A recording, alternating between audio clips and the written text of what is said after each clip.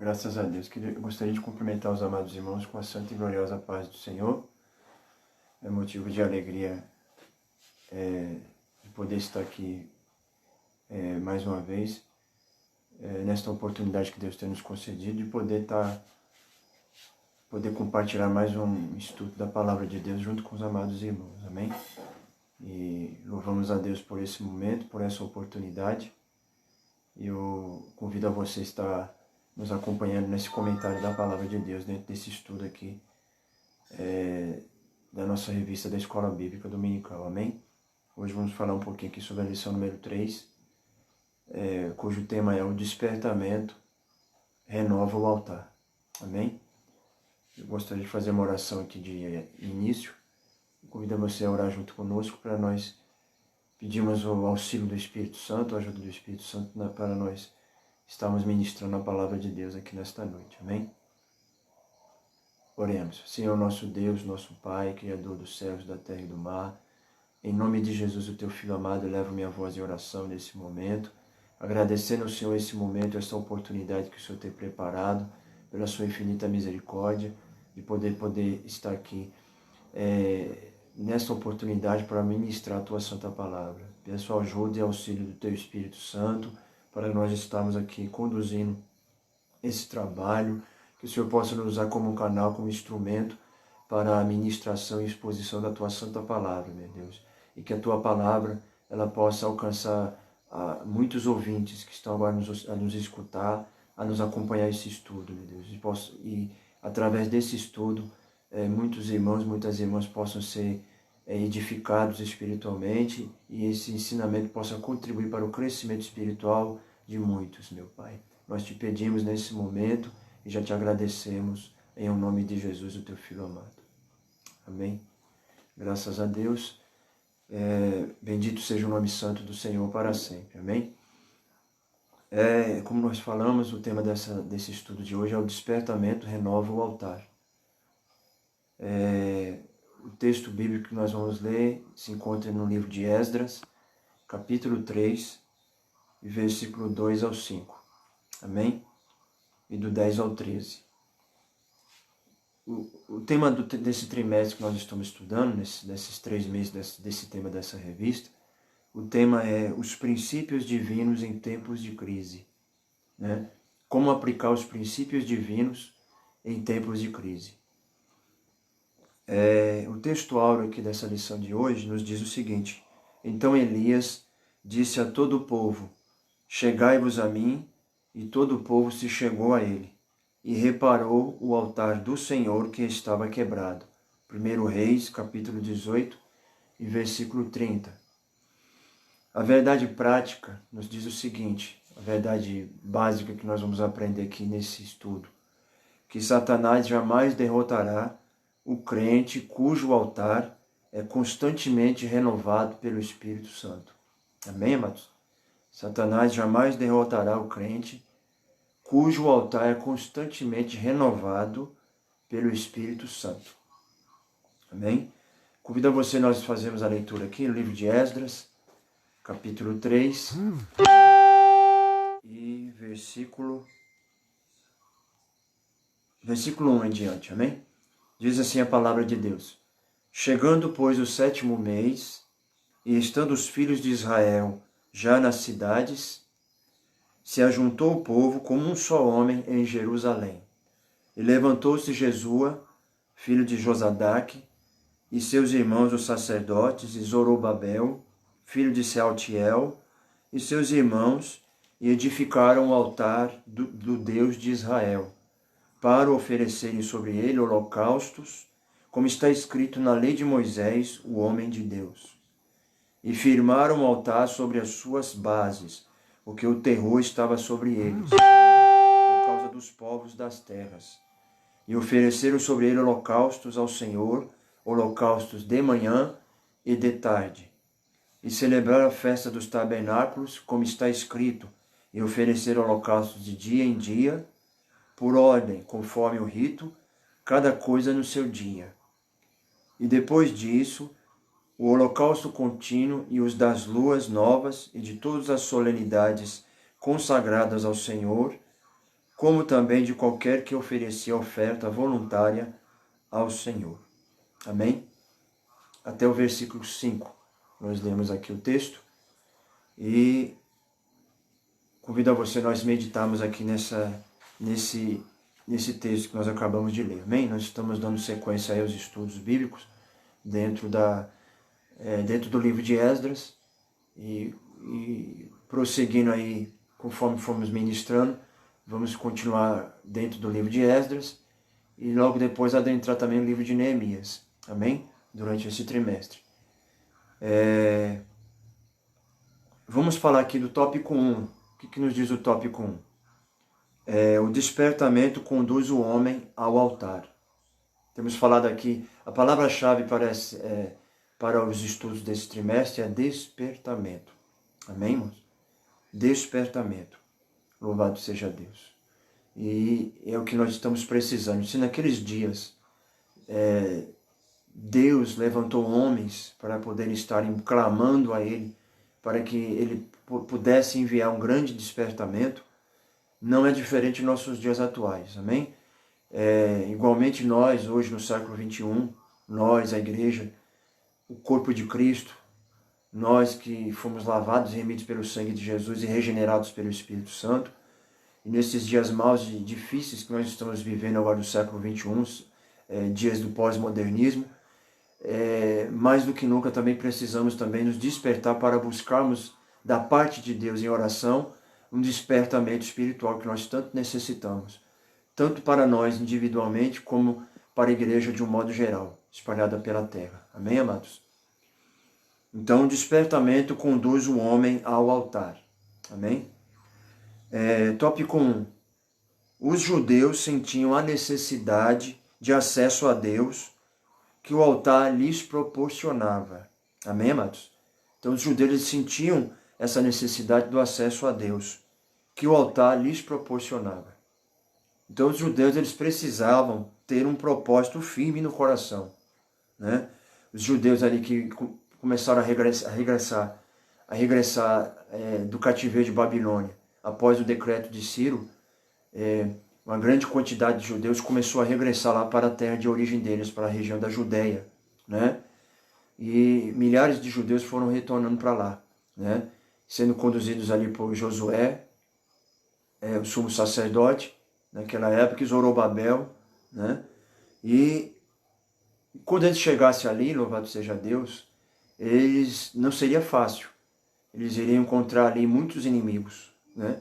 Os povos vizinhos ali ao redor da Judéia, que iriam levantar-se ferozmente contra o propósito deles de edificar novamente Jerusalém, de reconstruir a cidade, de reconstruir o templo. Haveria de se levantar uma grande oposição contra o povo de Deus. E esses judeus eles precisavam ter um propósito firme no coração, porque eles estariam rodeados de muitos inimigos cruéis, como nós vemos em Esdras capítulo 3 e versículo 3, né? O que nós vemos lá? No capítulo 3 e versículo 3. Eles firmaram o altar sobre as suas bases, porque o terror estava sobre eles por causa dos povos da terra. O que é isso? Havia um certo medo, um certo pavor que estava querendo dominar o coração dos judeus que tinham chegado ali, por causa dos povos que estavam ali rodeando ali a terra e eram inimigos cruéis, né? E eles precisavam ter um firme propósito. O povo sentia que precisava do acesso a Deus através do altar. E como é que eles iriam vencer esse pavor que estava querendo dominar o coração deles, o medo? Simplesmente o quê? Através do restabelecimento do altar. E através do altar, eles poderiam ter acesso a Deus, e esse acesso a Deus, louvado seja Deus, de certa forma ia eliminar o temor que ele estava querendo dominar o coração deles, o pavor, né, daqueles povos inimigos ao redor deles, e renovaria a confiança e a firmeza deles para o grande desafio que estava diante deles. Amém, amados? Ou seja, eles precisariam do acesso a Deus através do altar, né? A gente pode observar lá em Êxodo 29, Êxodo capítulo 29, e versículo 42 e 43, que nos diz aí acerca disso, da importância do altar, como uma forma de nós estreitarmos mais a nossa comunhão e a nossa intimidade com Deus. Vamos ler lá esse texto? Êxodo 29, você pode anotar aí no seu caderno essas referências, né? Êxodo 29, verso 42 e verso 43. O que nos diz lá a palavra de Deus? Este será o holocausto contínuo por vossas gerações, a porta da tenda da congregação perante o Senhor, onde vos encontrarei para falar contigo ali. E ali virei aos filhos de Israel, para que por minha glória sejam santificados. Aleluia. Amém, amados? Então, teria que ser algo contínuo. O altar ali, o que era o altar? Era um lugar onde o israelita, lá no Antigo Testamento, ele deveria levar os seus sacrifícios para serem oferecidos naquele altar, como forma de consagração, de expiação dos seus pecados e de consagração da sua vida diante do altar, na presença de Deus. E diz o texto que ali, naquele altar, no momento de oferecer o sacrifício, Deus ali se manifestaria ali e estaria presente naquele altar e ali se revelaria ali ao israelita e manifestaria a sua glória, e através da sua glória o povo, aleluia, diante do altar seria santificado. Louvado seja o nome santo do Senhor. Amém, amados? Então vemos a importância do altar aí como forma de termos mais acesso, intimidade e comunhão com o nosso Deus. Amém? Tópico 2. Todos os despertamentos genuínos começam com a restauração do altar. Todos os despertamentos genuínos e verdadeiros começam com a restauração do altar. Temos vários exemplos na Bíblia Sagrada de restauração do altar. Quando o altar foi abandonado, quando o altar foi deixado de lado, o altar a Deus, o povo começou a se arruinar espiritualmente e perder a comunhão com Deus e com isso perder as bênçãos do Senhor na sua vida. Por quê? Deixando o altar de lado, negligenciando o altar de Deus, né? As consequências são negativas. E infelizmente, como isso aconteceu em tempos passados no Antigo Testamento, não é diferente em nossos dias. Se nós não tomarmos cuidado, não tivermos o devido cuidado, o zelo com o altar, com o nosso altar, que cada um de nós que hoje estamos vivendo a dispensação da graça, somos sacerdotes pela fé em Cristo Jesus. Naquele tempo, o sacerdócio era limitado, especificamente ali à família de Arão, aqueles que eram descendentes de Arão no Antigo Testamento. Mas hoje, na dispensação da graça, através do sangue de Jesus derramado na cruz do Calvário, todos aqueles que creem em Jesus, creem de todo o coração e entregam a sua vida ao Senhor Jesus, eles passam a se tornar sacerdotes espirituais pela fé em Jesus, na dispensação da graça. E nós, como sacerdotes, nós temos a responsabilidade de oficiar no altar, de zelar pelo...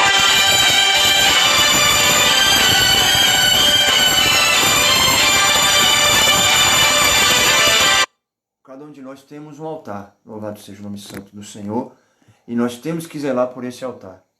Amém, amados? Então, o despertamento genuíno sempre vai começar com a restauração do altar. Quantos crentes estão com o altar aí abandonado, né? Em ruínas, abandonado, né? Não tem mais sacrifício no altar, não tem mais lenha, não tem mais sacrifício e nem tampouco tem mais o fogo do Espírito Santo.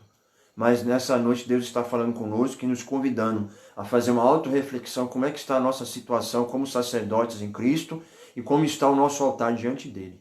Amém, amados? Vários exemplos na Bíblia nos mostram a restauração do altar.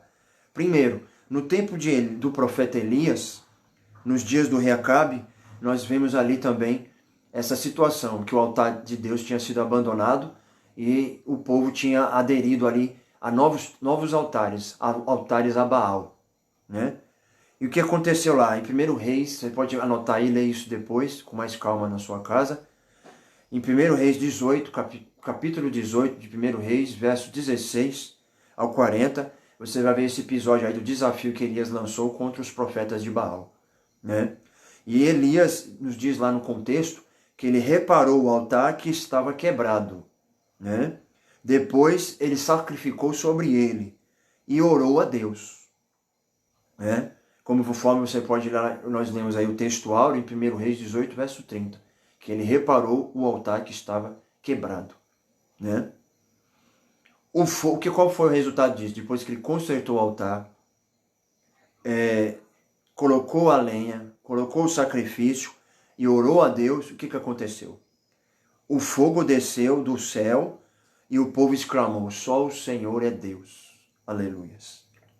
O que aconteceu? O despertamento decorreu do concerto do altar. Para que o despertamento de Deus ele venha a ser derramado, é preciso que o altar seja consertado. O altar esteja no lugar, para que o despertamento de Deus seja derramado lá do céu. Amém, amados? E foi assim que Elias fez, o profeta de Deus. Ele teve zelo de Deus pelo altar. E nós devemos ter zelo de Deus pelo altar que Deus confiou em nossas mãos. Né, irmãos? Cada um de nós temos o altar que temos que zelar. Né? Que possamos zelar desse altar continuamente. Você veja que em Êxodo 29 diz lá, o holocausto será colocado lá e deverá ser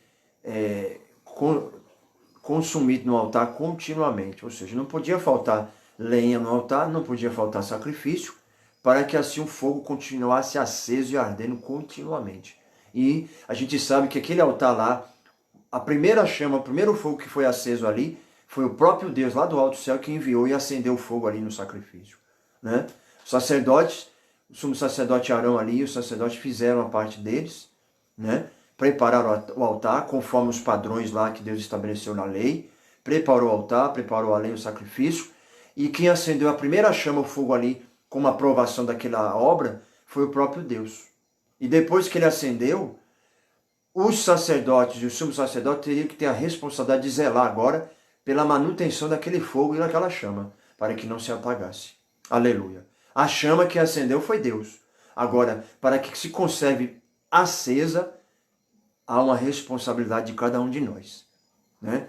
Infelizmente vivemos num tempo que muitas igrejas, muitas denominações, muitos ministérios, muitos crentes, infelizmente, relaxaram-se espiritualmente e hoje o altar está abandonado e está apagado e está em ruínas. Né? Só ficou cinza. Mas Deus, a partir do momento que o crente, a igreja, o ministério se prontificar, se colocar na presença de Deus, se reconhecer a sua situação, se humilhar, se arrepender e se derramar na presença de Deus, Deus é poderoso para fazer uma restauração no altar do homem e da mulher. Aleluias. Né? Louvado seja o nome santo do Senhor. O segundo exemplo que nós vemos de restauração do altar foi durante o reinado do rei Ezequias. Quando o rei Ezequias assumiu o trono de Judá, no primeiro ano do seu reinado, o que ele fez? Ele abriu as portas da casa do Senhor que estavam fechadas há muito tempo e as reparou. Ele abriu as portas da casa do Senhor e reparou o templo da casa do Senhor, inclusive o altar. Infelizmente, o que aconteceu? Ele mandou purificar o templo e tirar fora toda a imundície que havia no templo. Né? E purificar o altar do holocausto, que tinha sido substituído pelo seu antecessor, o rei Acás, por um altar construído com modelo copiado de Damasco, um altar pagão. A gente sabe que o pai de Ezequias, infelizmente, ele não andou retamente nos caminhos do Senhor e fez o que era mal aos olhos do Senhor. Inclusive, o que ele fez? Profanou o templo de Deus, né? Colocando imundícias lá, tirou o altar de Deus do holocausto, lá do templo, e colocou altares pagãos, né? Que eram tributados a outras divindades, outros deuses falsos, que eram adorados em Damasco. Ele trouxe de lá, né? E substituiu o altar de Deus, do holocausto no templo, e colocou esses altares lá. E fechou as portas do templo, e aí ficou o templo de Deus abandonado e tudo em ruínas. Mas aí quando ele faleceu e veio assumir o reinado, o seu filho Ezequias, ele foi diferente do seu pai, ele procurou andar nos caminhos de Deus. E um dos propósitos que ele colocou no coração foi de reatar a comunhão com Deus, de fazer com que o povo voltasse a ter aquela comunhão, aquela intimidade com Deus. E o que ele fez primeiro foi o quê? Abrir as portas do templo que tinham sido fechadas pelo seu pai e reparar o altar do holocausto e remover toda a imundícia que tinha dentro do templo e reparar o altar. Louvado seja Deus. O que nós aprendemos com isso? Que é preciso, para que Deus venha operar nas nossas vidas, é preciso abrirmos as portas do templo, né? Nós, hoje na dispensação do Novo Testamento, hoje nós somos considerados, a nossa vida, o nosso ser, é considerado o templo e morada do Deus vivo, e nós temos que estar com as portas abertas do nosso templo, para que Deus possa vir, entrar e remover toda a imundícia que houver na nossa vida, tudo que não agrada, e venhamos reparar o nosso altar, para que quando nós ofertarmos aquilo que temos que ofertar, Deus se agrade e receba e tenha a aprovação dele. Louvado seja Deus. E assim ocorra um despertamento verdadeiro e genuíno, assim como foi no tempo do rei Ezequias. Aleluia. Você pode ver isso em 2 Reis, capítulo 16, versículo 10 ao 12. Quando então os sacerdotes sacrificaram sobre o altar santificado, começou um novo cântico na casa de Deus. Que coisa linda, né, amados? Depois de colocar tudo em ordem, reparar o que estava desconcertado, remover a imundície e ajeitar o altar do holocausto, os sacerdotes foram fazer o sacrifício sobre o altar santificado. E ali começou um novo cântico na casa de Deus. Você pode ver isso em 2 Crônicas, capítulo 29, e versículo 27 e 28. Amém? O despertamento levou à separação do altar. O que é isso? O despertamento, vindo de Deus genuíno, ele leva à separação do altar. O que é isso? A santificação e a consagração do nosso altar. Para Deus operar, o nosso altar tem que estar consagrado, o nosso altar tem que estar santificado. Senão fica difícil Deus operar, né? Operar em um determinado ministério, igreja, denominação, no púlpito, na vida do crente individualmente, fica difícil. Se não houver consagração e não houver santificação. Veja que Ezequias ele removeu a imundícia que estava dentro do templo, né? Louvado seja o nome santo do Senhor. Terceiro exemplo, quando os judeus voltaram do cativeiro da Babilônia para a sua terra, que está em Esdras capítulo 3, que nós acabamos de ler, construíram o altar sobre as suas antigas bases, de modo como manda a lei. Esdras 3 e verso 3.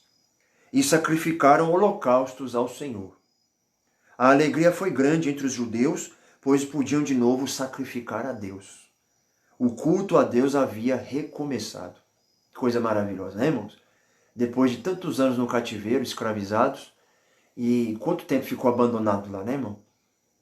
O culto foi esquecido, o culto a Deus, o holocausto foi esquecido, né? O altar foi esquecido, mas quando chegou o tempo determinado, Deus criou toda a situação lá para que o povo regressasse à sua terra natal, e ali eles reconstruíram o altar. A primeira coisa que eles fizeram foi reconstruir o altar, porque o altar era símbolo de comunhão com Deus, símbolo da presença de Deus, símbolo do manifestar divino no meio do povo de Deus.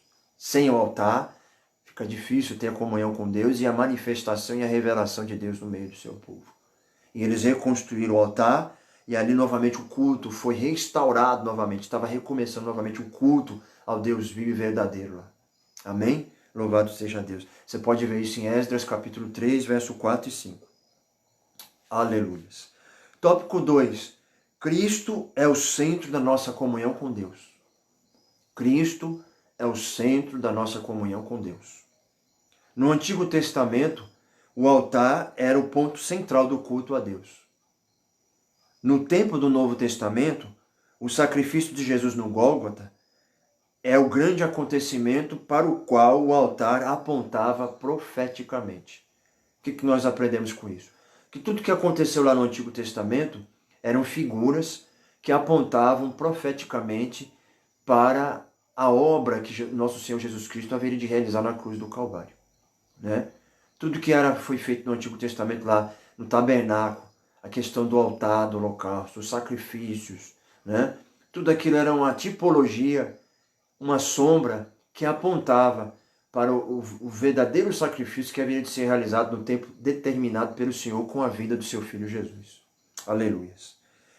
Paulo escreveu à igreja em Corinto, em 1 Coríntios 15, e versículo 3, que o Senhor Jesus ele padeceu por nós ali, morte de cruz, em nosso lugar. E ele escreveu ainda, Paulo, porque nada me propus saber entre vós, senão a Jesus Cristo e este crucificado. 1 Coríntios 2, verso 2. E ele disse mais, todas as coisas subsistem por ele, ou seja, por Jesus Cristo. Colossenses 1 e 17.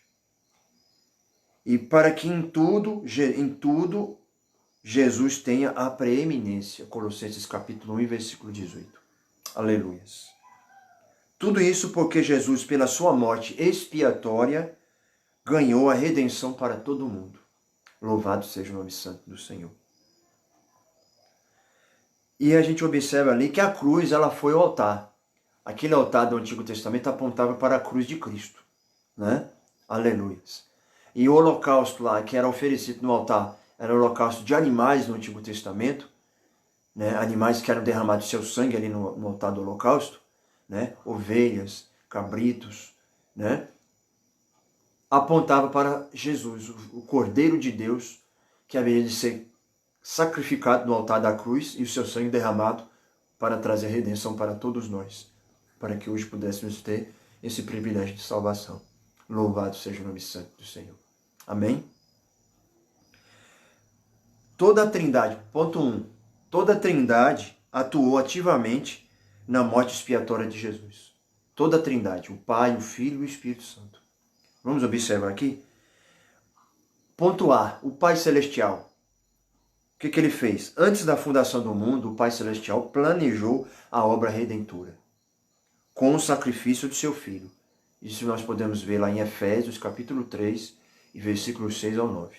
Né? Na consumação dos séculos, Deus enviou o seu Filho. Né? Conforme está em Gálatas, capítulo 4, e versículo 4.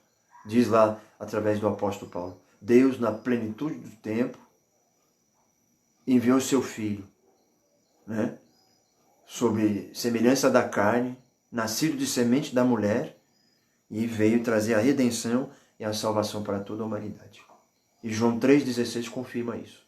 Amém, irmão? O Pai planejou o plano da redenção desde a eternidade, antes da fundação do mundo. Ponto B. Cristo, Filho de Deus, entregou-se a si mesmo em oferta e sacrifício. Né?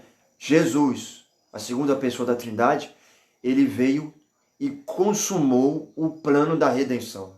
Louvado seja Deus. Entregou-se a si mesmo em oferta e sacrifício, Efésios 5 e 2, e ele levou nossos pecados sobre o madeiro, 1 Pedro 2, 24.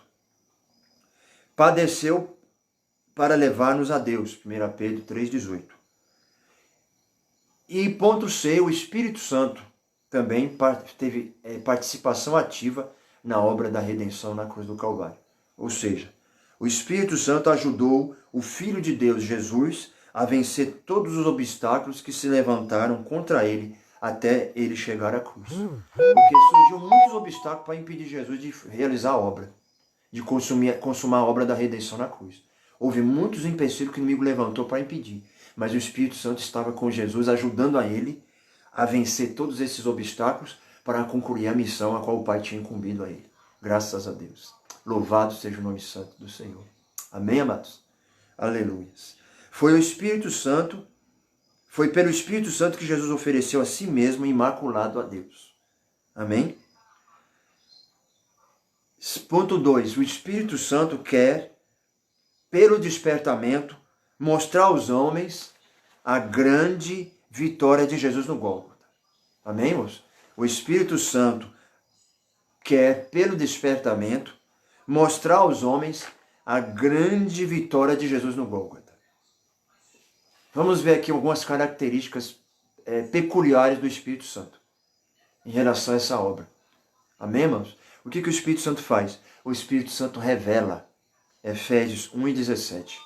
Ou seja, o Espírito Santo iluminando os olhos do nosso entendimento para que saibamos a grandeza de seu poder sobre nós, que manifestou em Cristo, ressuscitando dos mortos. Efésios capítulo 1, verso 19 e 20. Segundo, o Espírito Santo ensina, ou seja, ele ensina as profundidades do vitupério da cruz. Quando Jesus, na estrada de Emaús, explicava aos seus discípulos o que as Escrituras escreveram sobre a sua morte, os corações dos discípulos arderam com as palavras que Jesus ensinava. Lucas 24, 32 e 45. Tópico C. O Espírito explica o verdadeiro significado da morte de Jesus na cruz. Ele explica sobre o infinito alcance do brado que Jesus deu na cruz. Qual foi o brado que Jesus deu na cruz? Está consumado. João 19, verso 30. Deus confirmou esta palavra de seu Filho quando ele disse, está consumado. Deus confirmou fazendo rasgar o véu do templo de alto a baixo. Mateus 27, verso 51. Aleluia. E aí, com isso ele mostrou à humanidade um novo e vivo caminho que havia sido possível pelo véu, isto é, pela carne de Jesus que foi rasgada na cruz do Calvário. Amém, amados? Hebreus, capítulo 10, versículo 19 e versículo 20. Por isso nós temos nele, em Jesus, a vitória. Tópico D. O Espírito Santo penetra todas as coisas. 1 Coríntios 2, verso 10. A luz da glória de Cristo revelada, a luz da glória de Cristo revelada na cruz, é uma luz que tudo manifesta. Efésios 5 e versículo 13. Quando esta luz ilumina o painel da nossa consciência, como aconteceu com o profeta Isaías, você pode ler em Isaías 6, versos 5 a 7, nós sentimos o grande peso dos nossos pecados e pelo Espírito Santo somos despertados e levados ao arrependimento. Quando Isaías ele teve aquela visão gloriosa lá de Deus nos céus, né? E os serafins que rodeavam ali cantavam Santo, Santo, Santo. Isaías ele foi impactado com aquela visão e ali a iluminação divina atingiu lá o mais íntimo da consciência dele. E o que aconteceu?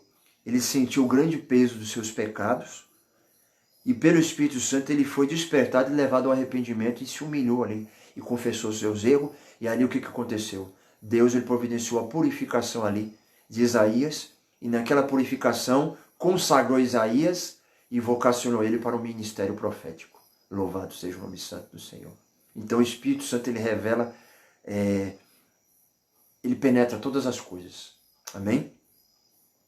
Tópico 3. O cuidado que nós devemos ter com as imitações. Amém, amados? O cuidado que devemos ter com as imitações. Né? Nem todos os despertamentos de hoje têm características que são mencionadas neste estudo. Né? Nós estamos falando aqui os princípios básicos para um verdadeiro despertamento espiritual e genuíno vindo da parte de Deus.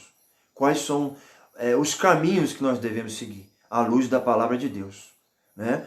Então, nem todos os despertamentos que hoje, no tempo presente, nós estamos vendo, têm características que são mencionadas aqui nesse estudo que nós estamos lecionando. No tempo dos apóstolos, havia movimentos, entre aspas, né, que realmente tinham alguma aparência de sabedoria, em devoção voluntária, em humildade e em disciplina do corpo, mas não são de valor algum, senão para a satisfação da carne, conforme Paulo disse lá em Colossenses capítulo 2 e versículo 23. Em nossos dias, aparecem movimentos, entre aspas, né? Que quando eu falo assim, movimento entre aspas, que verdadeiramente não são movimentos originários de Deus, que não são autênticos.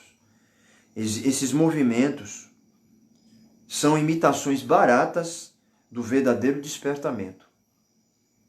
Muitos desses movimentos empregam técnicas avançadas de dominações psicológicas, né? Muitos líderes aí desses movimentos, eles usam técnicas psicológicas, né, de autoajudas para poder promover esses movimentos, né? Esses avivalistas, entre aspas, ou especialistas, entre aspas, sabem, com suas técnicas, dominar o auditório. E podem fazer o público rir, chorar, jubilar, pular, bater palma e etc. Sabem até imitar o batismo no Espírito Santo, ensinando o povo a falar em línguas. Por incrível que pareça, né, irmãos? Infelizmente, a gente tem visto essas coisas acontecer em nossos tempos, né, irmão? Esses especialistas, né, entre aspas, eles usam certas técnicas que levam até as pessoas a imitar o batismo no Espírito Santo, ensinando o povo a falar línguas, né? São, porém, o que nós podemos ver? Mas, porém, são experiências sem nenhum poder e sem a menor reverência, né? É algo que não vai trazer resultado nenhum satisfatório, dura um momento só, né? Nós podemos intitular esses movimentos de modismos, né? E inovações, que são produtos aí de homens que, infelizmente, abandonaram o altar de Deus há muito tempo e adotaram outro tipo de altar na vida deles, né? Inovaram as coisas, estão trazendo inovações para dentro da casa de Deus, dentro do templo de Deus, que não tem trazido resultado satisfatório, e em vez de o nome de Deus ser glorificado, tem glorificado os homens, né? Que Deus nos ajude, que Deus nos guarda, né, irmãos? Estamos vivendo esses dias, estamos vivendo esses tempos, irmãos. Temos visto isso aí pelo meio religioso afora no mundo, pelo meio evangélico. E preciso que a gente esteja em alerta e tomemos todo o cuidado para que não caiamos na mesma situação que está esse povo. Amém, amados? Existem movimentos que fazem de suas reuniões shows, entre aspas, com apresentações de cantores evangélicos, entre aspas, né? Porque muitas vezes esses cantores que se dizem evangélicos, entre aspas, muitas vezes ainda não passaram por uma verdadeira regeneração, um verdadeiro novo nascimento, né? E esses shows que estão com esses cantores aí que se dizem evangélicos, nesses shows é dominado esses shows aí com aplausos, vaias, gritos, assobios, bebidas alcoólicas, por incrível que pareça, jovens dançando e se requebrando de modo até mesmo sensual, enquanto os hinos, entre aspas, que nós não podemos considerar hinos dessa forma, entre aspas, né, irmão? Hinos de louvor a Deus. Enquanto os hinos estão sendo entoados, eles estão naquela movimentação toda carnal, né? Cuidado! É um alerta para nós aqui nessa noite, você que está nos acompanhando nesse ensino. Este tipo de imitação pode fazer com que a glória de Deus se afaste definitivamente do povo de Deus, da vida do crente, da vida da igreja. Então é preciso tomar cuidado, né? Porque essas imitações, em vez de atrair a glória de Deus, afasta a glória de Deus. Porque Deus é santo, Deus é puro, Deus é zeloso. E Ele requer de nós que a gente oferte para Ele, apresente a Ele um culto santo, um culto puro, um culto que esteja dentro dos princípios e dos padrões que Ele estabeleceu na sua palavra. Amém, amados? É por isso que Paulo, usado pelo Espírito Santo, ele disse em Coríntios que nós não devemos ir além daquilo que está escrito, né? Tem muitos homens aí que se dizem aí líderes espirituais, entre aspas, que estão distorcendo a palavra de Deus e indo além do que está escrito. E arrumando invencionista, arrumando imitação aí do mundo, trazendo que as coisas lá da fora do mundo e introduzindo dentro da casa de Deus, introduzindo em cima do púlpito e contaminando a casa de Deus, trazendo imundícia para a casa de Deus. E aí, o que vai sair? Os cultos que esse povo vai estar oferecendo, esses líderes vão estar oferecendo, aleluias, não vai estar glorificando a Deus. Pelo contrário, vai trazer ojeriza aos olhos de Deus. Deus vai ficar entristecido e a glória dele vai se afastar definitivamente. Que Deus nos guarde, irmão. Nós precisamos ter zelo com as coisas de Deus. Louvado seja o nome santo do Senhor. Existem movimentos que nós vamos observar aqui, ó. Todo movimento feito sem que o Espírito Santo esteja na direção não pode prosperar. Todo movimento feito sem que o Espírito Santo esteja na direção não pode prosperar. Quantos movimentos que surgiram aí ao longo dos séculos, que a gente tem muito conhecimento, modismo que apareceram por muitas igrejas aí, denominações religiosas, apareceram, mas não foram direcionados pelo Espírito Santo. E não prosperou. De uma hora para outra desapareceu, acabou-se. Por quê? Não era um despertamento verdadeiro. Não foi resultado da ação e da intervenção direta do Espírito Santo de Deus. Mas foi resultado do espírito humano, de ideologias humanas, né? E tudo aquilo que não tem o Espírito Santo centralizado, não vai adiante, não prospera. Amém, amados? Quando eu falo isso, eu falo com propriedade, porque a gente já viu muitos movimentos que apareceu por aí, muita gente sem firmeza na palavra, muito crente sem raiz na palavra, deixou-se levar pelos ventos, pelas inovações, pelos modismos, e foi para lá. Aí quando o negócio caiu, desapareceu, aí esses crentes sofreram uma grande decepção e ruína espiritual. Por quê? Saíram do que tinha base, que tinha raiz. Saíram do certo e foram para o duvidoso. Saíram da rocha e foram para a areia. Mas que Deus guarde a mim, guarde a você que está acompanhando nós com esse ensino, para que não caímos nessa mesma situação. Que possamos pedir que o Espírito Santo continue iluminando nossa mente, nos dando discernimento para discernir o verdadeiro despertamento que é originário pelo Espírito Santo do falso despertamento. Amém, amados? Aleluias. Então, todo movimento feito sem o Espírito Santo, sem que o Espírito Santo esteja na direção, não prosperará. É como uma tartaruga deitada de costas. Você já observou a tartaruga? Se você colocar ela deitada de costas, ela vai movimentar os pés, mas fica no mesmo lugar. Ela faz muito movimento, mas continua no mesmo lugar, não avança para lugar nenhum. Que nós mantenhamos o Espírito Santo na direção dos cultos. É necessário o estudo sistemático da Bíblia para identificar os movimentos que não têm as características do verdadeiro despertamento espiritual. Amém, amados? Os falsos despertamentos comprometem o desenvolvimento sadio da obra de Deus. Vou repetir novamente para reforçar aí na sua mente. Os falsos despertamentos que têm surgido nesses últimos dias comprometem o desenvolvimento sadio da obra de Deus. Que Deus nos ajude, irmãos. Vamos cuidar mais do nosso altar. Vamos zelar do nosso altar. Amém?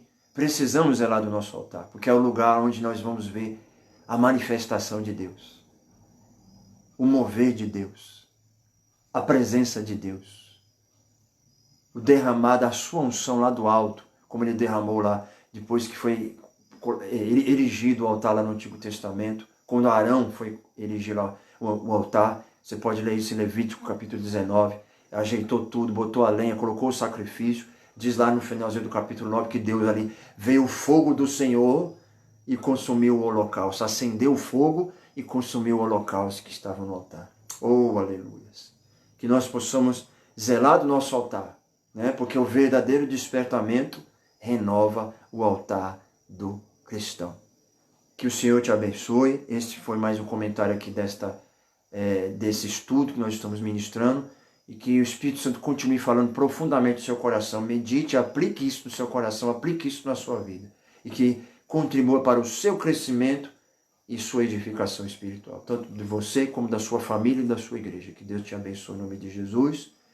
E nós estaremos orando agora, agradecendo ao Senhor por esse trabalho, em nome de Jesus. Amém? Pai, queremos te louvar, meu Deus, por esse momento maravilhoso, por esta palavra grandiosa.